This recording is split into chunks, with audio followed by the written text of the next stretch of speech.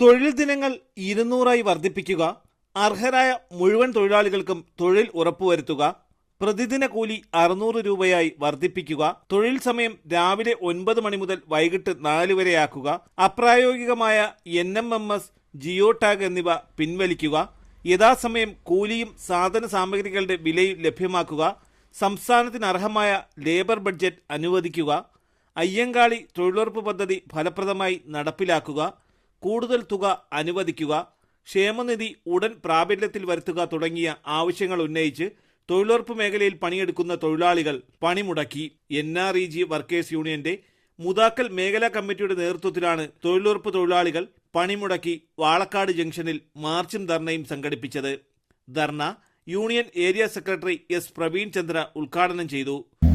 കഴിഞ്ഞുപോയ 27-ാം തീയതി നമ്മുടെ സംസ്ഥാനത്തെ തെരുവോരങ്ങൾ ആകെ 10,000-കണക്കിന് വരുന്ന സ്ത്രീ തൊഴിലാളികളെ കൊണ്ട് നിറഞ്ഞ് വാഹനങ്ങൾക്കും മനുഷ്യരും പോലും സഞ്ചരിക്കാൻ വയ്യാത്ത രീതിയിൽ ഐതിഹാസികമായ സമരങ്ങളാണ് നടന്നത് എന്ന് നിങ്ങൾ പത്രമാധ്യമങ്ങളിലൂടെയൊക്കെ അറിഞ്ഞിട്ടുണ്ടാവാം.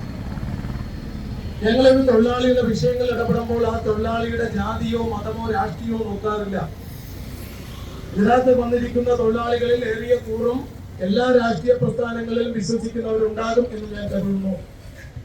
താമരയ്ക്കും കൈപ്പത്തിക്കും വോട്ട് ചെയ്തവരും കമ്മ്യൂണിസ്റ്റ് പാർട്ടിക്ക് വോട്ട് ചെയ്തവരും ഈ സമരത്തിൽ പങ്കെടുക്കുന്നു. എന്തിനാ ഞങ്ങൾ ഈ സമരം ഈ സംസ്ഥാന വ്യാപകമായി നമ്മൾ ഈ സമരം സംഘടിപ്പിച്ചിരിക്കുന്നത്?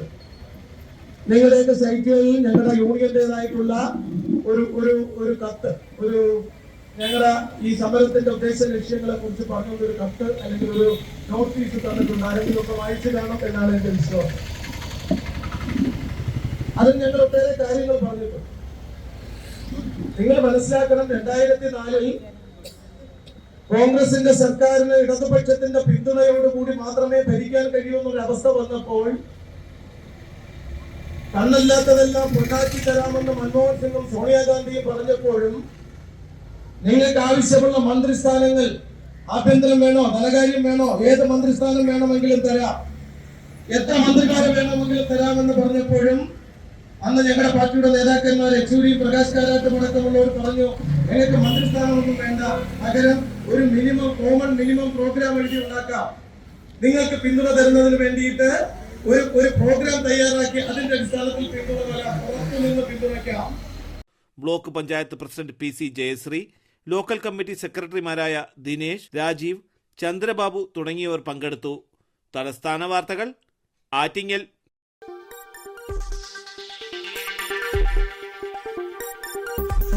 ഈ വാർത്തകൾ നിങ്ങൾക്കായി അവതരിപ്പിച്ചത് ആലങ്കോട് റേബിനിൽ നിന്നും പർച്ചേസ് ചെയ്യുമ്പോൾ ഹോൾസെയിൽ വിലയ്ക്കൊപ്പം ഏറ്റവും കുറഞ്ഞ പണിക്കൂലിയും കൂടാതെ കൈനിറയ സമ്മാനങ്ങളും.